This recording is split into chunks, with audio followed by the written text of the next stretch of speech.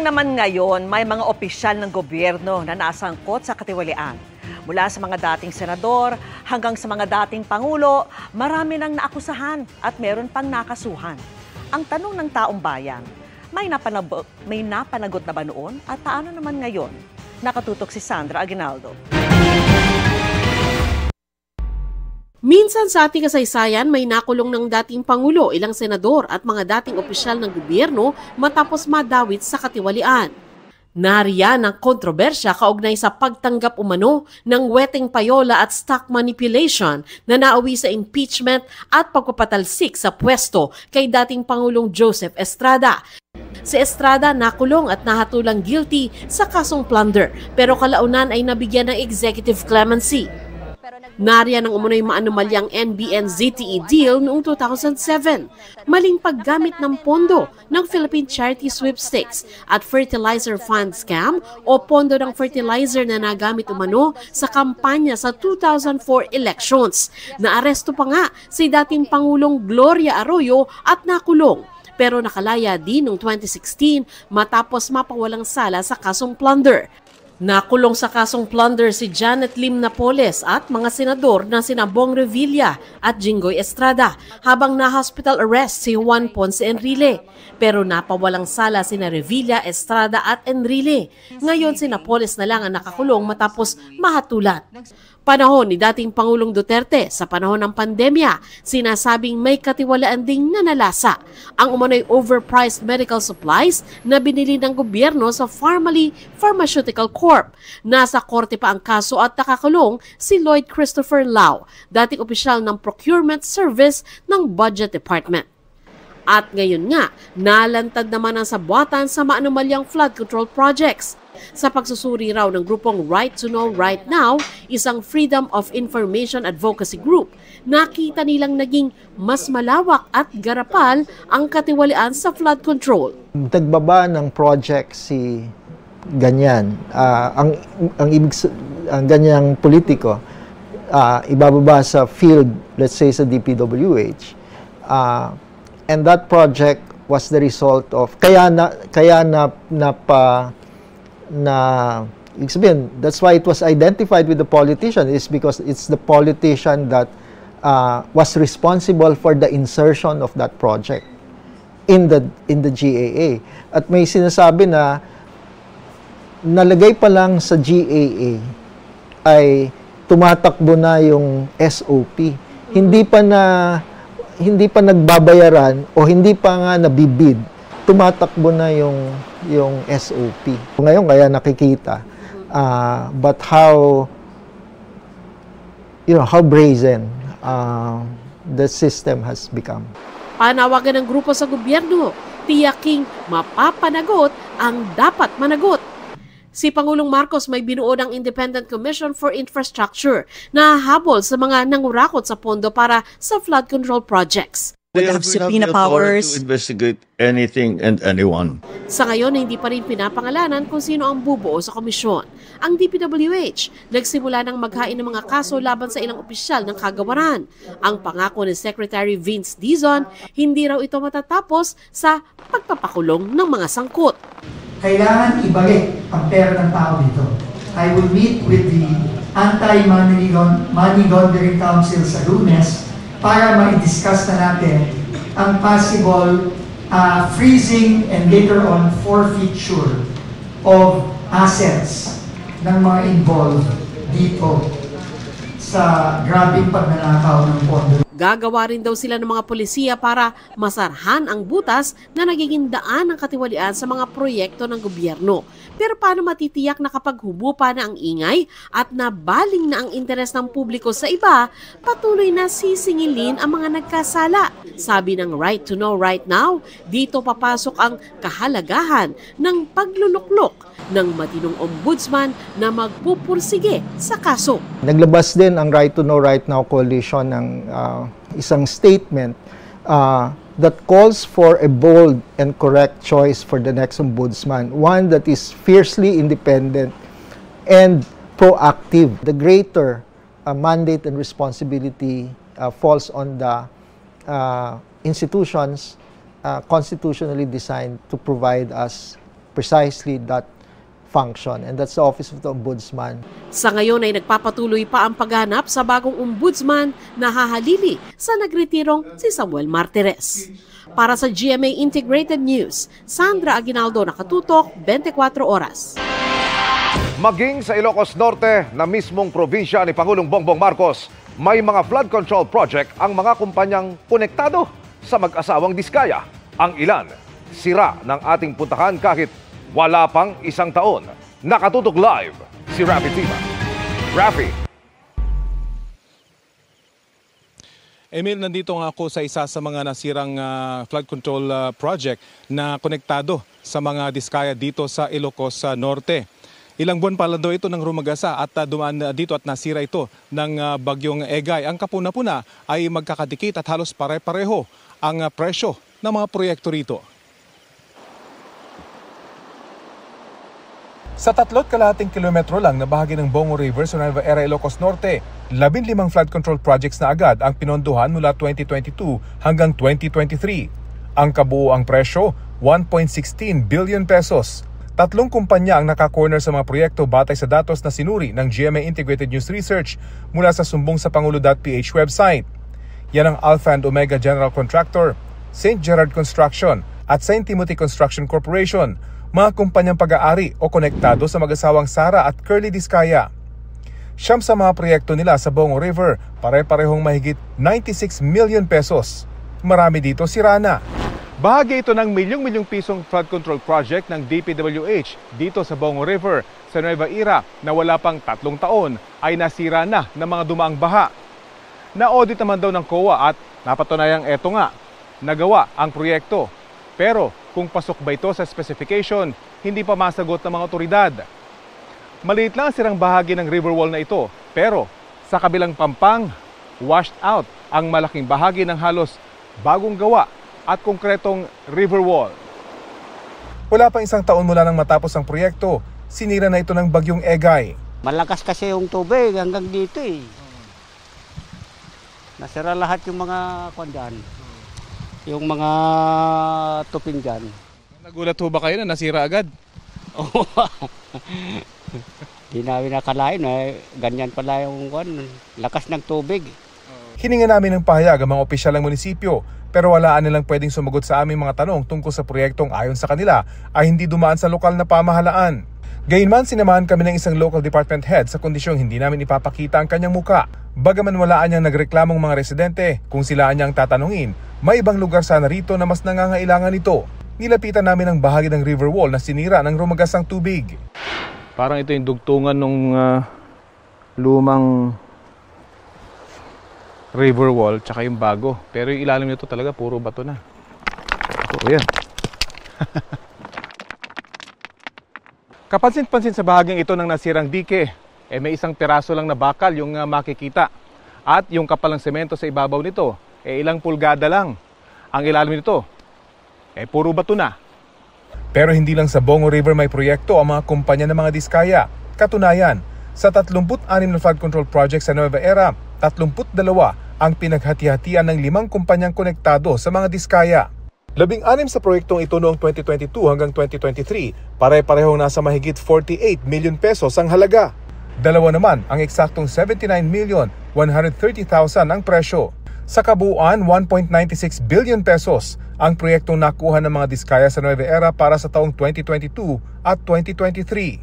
Sinubukan namin kunin ang panig ng kampo ng mga Diskaya pero wala pa silang tugon sa ngayon.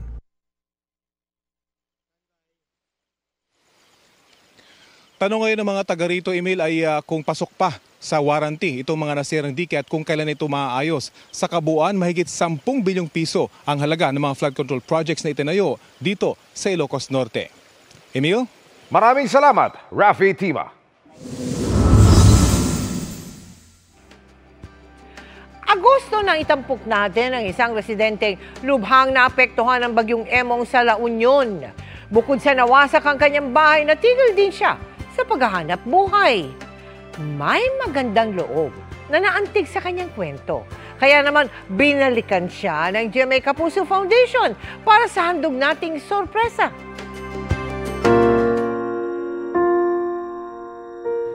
Isang buwan matapos humagupit ng bagyong Emong sa Bawang sa La Union, hindi pa rin napapaayos ni Paulo ang kanyang bahay na sinalanta ng bagyo. Kagawad sa kanilang barangay si Paulo ang kanyang honorarium, 6,000 piso lang kada buwan. Kulang pa para sa kanilang pang-araw-araw na gastusin, pati na ng kanyang maintenance medicine matapos siyang ma-stroke. Kaya para may pandagdag sa gastusin, nagtitinda rin sila ng isda. Yung nga lang, natigil muna ito pansamantala dahil pa rin sa masamang panahon. Magbuhat o ng Typhoon Emong, wala ho ang kita.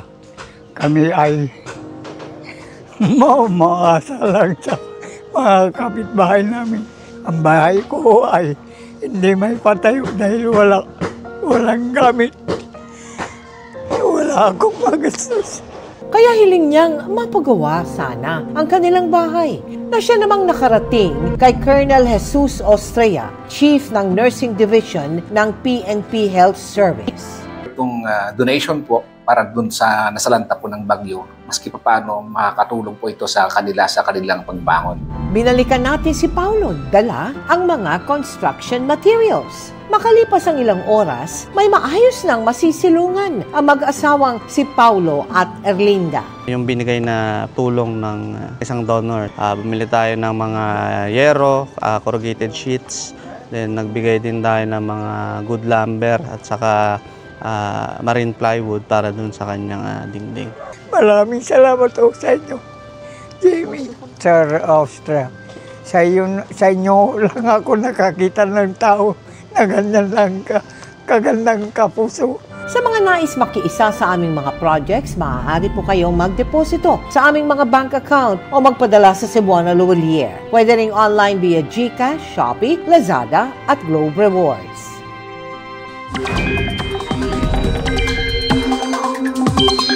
Mga kapuso, sa mga may lakad ngayong weekend, maging handa sa pag-ulan at magdala po ng payong. Magpapaulan kasi sa malaking bahagi ng bansa ang low pressure area na huling namataan 335 kilometers sa silangan ng Giwan, Eastern Samar. Ayon sa Pag-asa, kumikilos ito pa west-northwest ng inaasahang tatawid sa kalupaan ngayong weekend. Sa Lunes, inaasahang nasa West Philippine Sea ang LPA at dahil nasa dagat, hindi inaalis ang posibilidad na maging bagyo ito sa susunod na linggo. Sakaling mangyari yan at nasa loob pa ng Philippine Area of Responsibility, tatawagin niyang bagyong Mirasol. Bukod sa LPA, patuloy ring makaka-apekto ang easterlies at localized thunderstorm. Sa datos ng Metro Weather, umaga pa lamang bukas sinaasahan na ang ulan sa Bicol Region at Eastern Visayas. Halos buong bansa naman ang uulanin sa tanghali hanggang gabi. Asahan ang matitinding pag-ulan sa ilang bahagi ng Palawan, Bicol Region, Western Visayas at Zamboanga Peninsula.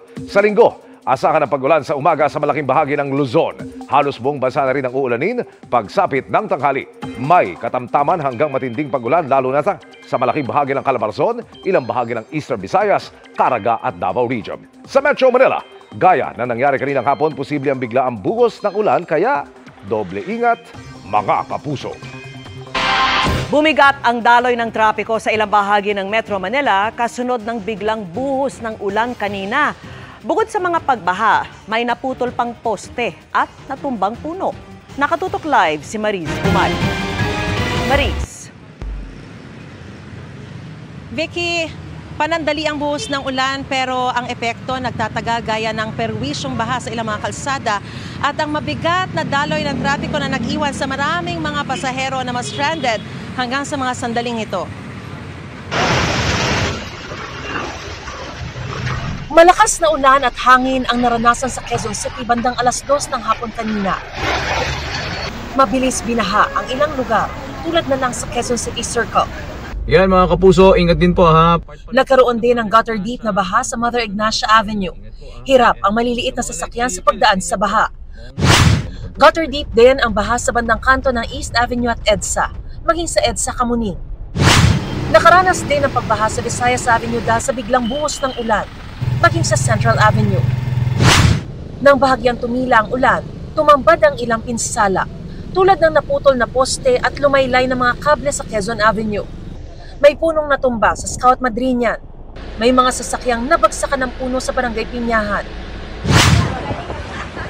May mga pasahero ring stranded sa MRT Kamuning Station dahil sa malakas na hangin at ulan. Malakas din ang ulang naranasan sa ilang bahagi ng Maynila, pati sa Marikina tulad sa Marcos Highway. Kasunod na mga pagbaha, mabigat na daloy ng trapiko gaya rito sa may Quezon Avenue corner Banawi Street ang problema. Halos magsalasalabat na nga yung mga motorista dahil pilit na sumisingit sa mabagal na usad ng trapiko. Ganyan din ang sitwasyon sa bahaging papuntang Santo Domingo, maging sa Quezon Avenue underpass papuntang Maynila. Punuan din ang mga sasakyan kaya ang maraming pasahero stranded. Gaya ni William na 2 oras na raw nag-aabang na masasakyan papuntang Fairview. Ulan po kasi pagka ganito maulan, mahirap na po sumakasakay kasi siksikan na yung tao, tapos pahirapan pa makapasok sa sasakyan. Mas mahirap pa din kasi umulan, traffic, mayroon pa yatang rally, kaya mas mahihirapan kami. Vicky, sa mga sandaling ito, narito ako ngayon sa may Quezon Avenue. No? Itong area na ito, sa kinaroroonan ko, ay papunta ng Quezon City. Sa mga sandaling ito ay medyo umuusad. Mas mabilis na yung usad ng mga sasakyan papuntang Quezon City. Pero pagdating doon sa may bandang papuntang West Avenue, ay talagang bumibigat ulit yung daloy ng trapiko. Maging doon sa kabilang side, papunta naman ng Maynila, medyo umuusad na rin po yung mga sasakyan. Pero hanggang sa mga sandaling ito, marami pa rin tayo nakikita na mga stranded na pasahero nag-aabang ng masasakyan. At yan ang pinakasariwang balita mula pa rin dito sa Quezon Avenue. Balik sa iyo, Vicky. Maraming salamat sa iyo, Mariz Umali. Magandang gabi mga kapuso. Ako po ang inyong Kuya Kim na magbibigay sa inyo ng trivia sa likod ng mga trending na balita. Sa bawat scroll mo ngayon sa social media, bubungad sa iyo ang iba't ibang figurine na nakapatong sa tabi ng computer. Ito ang nauuso ngayong trend. Labas tayo sa ating mga screen and let's make it real. May entry na bang lahat sa trend na ito? Kanya-kanyang lapag na ng mga laruan o figurine na gayang-gaya ang mga litrato. Maging ako nakiuso na rin, pero tila pinaglalaruan lamang ang ating mga mata. Ang mga laruan kasing ito, mukha mang realistic, hindi pala totoo. Produkto lang kasi ito ng AI o Artificial Intelligence. Ang AI ay tumutukoy sa kakayahan ng isang computer, gadget o software na gayahin ng talino ng mga tao. Gumagana sila sa pamamagitan ng tinatawag na machine learning. So yung machine learning, it's a training process na tuturuan mo yung computer na makapag-recognize ng mga patterns base sa mga nakikita niyang example sa totoong buhay. Para makapag-generate ng AI figurine image sa isang app, kailangan lang i-type ang prompt o instruction kung anong gusto mong makita sa picture. At pagpindot ang generate button, parang magic mo na itong makikita. Pero paalala lang ng eksperto, mag-ingat sa paggawa nito. Madaming concerns. So una, data privacy. Hindi natin alam kung paano nila ginagamit yung data natin. Another concern is pwedeng magamit yung mga images sa malicious purposes. So halimbawa, pwedeng palitan yung mukha ng isang tao ng mukha ng ibang tao para magpalaganap ng misinformation. Dapat natin siyang gamitin in a responsible way at hindi natin siya dapat ginagamit para manlinlang o manloko ng ibang tao. Kung yung mga nag-viral na figurine produkto lamang ng AI, may nakilala kaming gumagawa raw talaga ng figurine na kaya kopyahin ang itsura ng tao. Nandito tayo ngayon sa isang lugar sa Quezon City, kaya daw gumawa ng figurine na kuhang-kuha ang itsura ko.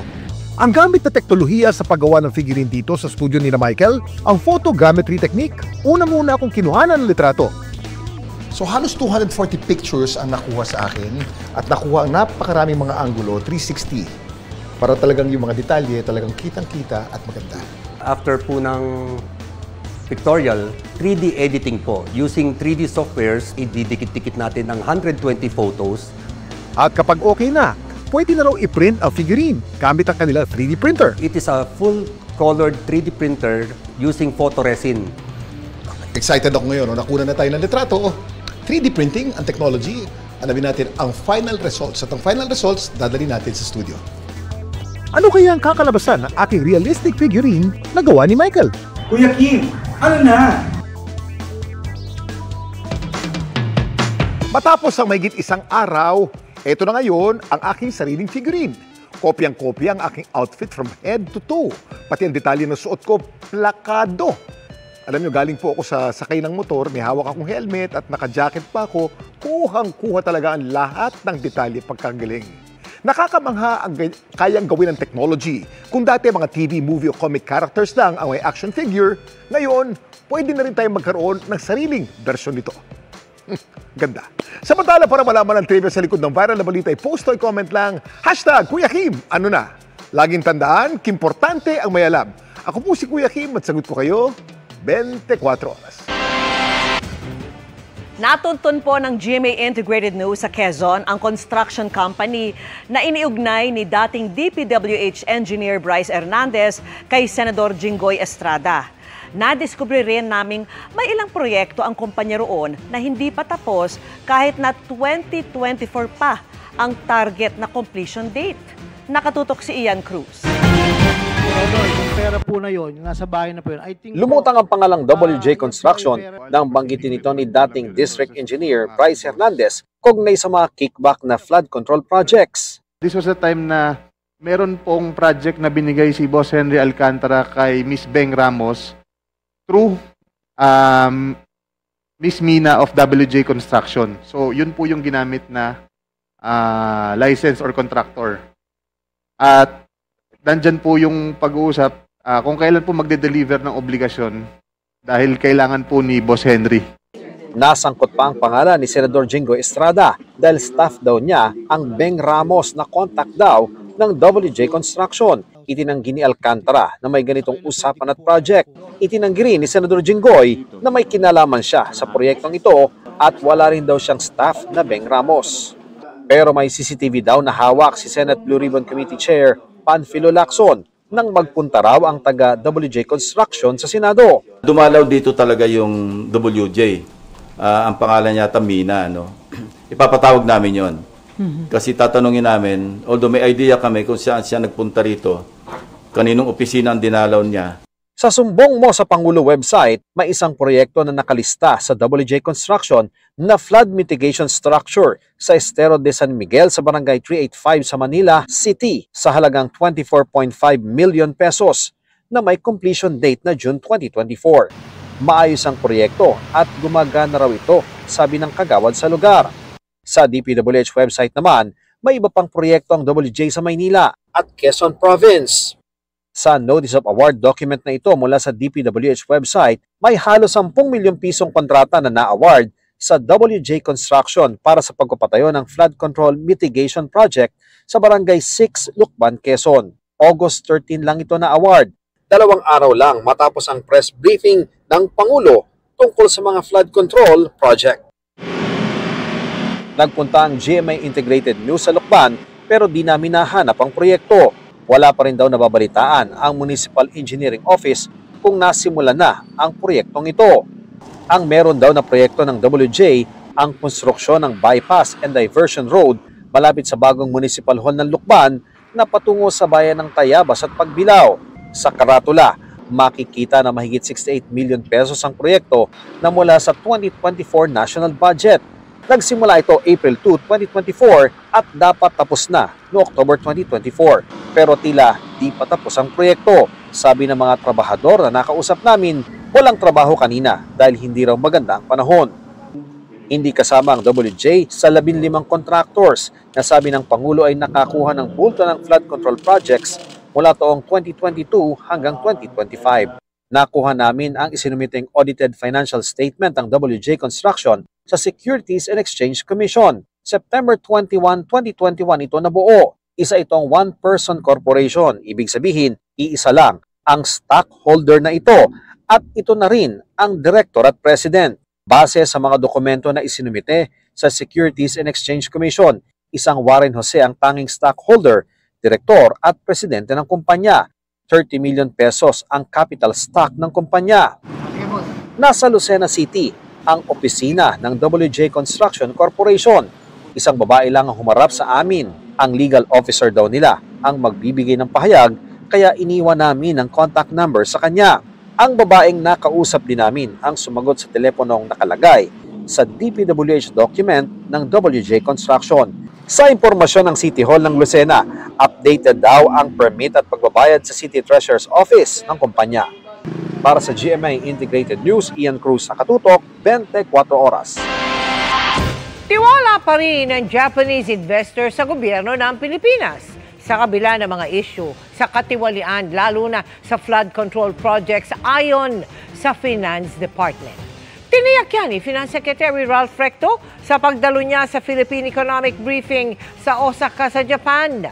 Ibinida roon ni Recto ang magandang takbo ng ekonomiya ng bansa at ipinanghikayat ito para patuloy na mamuhunan ang mga Hapon sa Pilipinas. Mga mag-i-invest sa infrastruktura, renewable energy, digital economy at manufacturing ang ilan sa mga nililigawan ng Pilipinas sa Osaka. Bukod sa pamumuhunan, umaasa ang bansa na lalong mapauunlad sa tulong ng Expo ang turismo sa Pilipinas na ipinagmalaking isa sa economy driver ng bansa.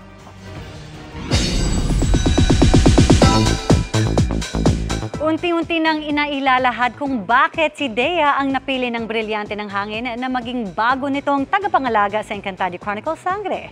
Pero bago ang kanyang pag-aaklas laban kay Kera Mitena, bumiyahe muna sa Pajensan ang New Gen Sangres para magpasaya ng mga kapuso doon.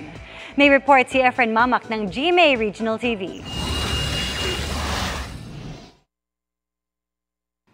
Ngayong sumidhi na ang galit ni Sangre Dea, played by Angel Guardian. Kahit gaano pa karami ang iyong nasasakupan, wala ni isa sa iyo ang magbibigay ng pagmamahal dahil sa iyong kasamaan! Dahil sa ginawa ni Kera Mitena, Rian Ramos sa kanyang ina. Hamunin mo ko ulit. At hindi lamang ang aking kamay ang hahagupit sa iyong katampalasanan. Mag-uumpisa na ang pag-aaklas ni Dea sa lahi ng Miniave. Ang Kera na iyong tinutukoy ay aking itinatatwa. Ngayong gabi, aabangan ang kanyang gagawin laban kay Mitena. Pero magtatagumpay kaya siya sa kanyang binabalak? O malalagay ang kanyang buhay sa malaking panganib? Patid mo ang kaparusahan sa matinding pagkakasala.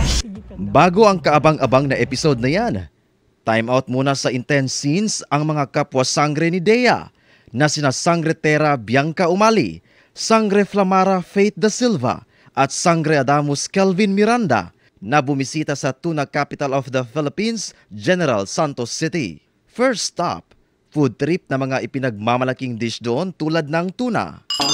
Sarap! So fresh, so good. Parang napakain ako ng kanin. At ng balbakwa o sabaw na mula sa balat ng baka na may herbs and spices. Isang yakap na mainit na masarap sa puso. Na-enjoy rin yan ni Daron John Lucas na kasama rin ng Sangre sa Jensan trip. Sobrang sarap talaga. Favorite ko to eh. Isa sa mga favorite ko to na soup.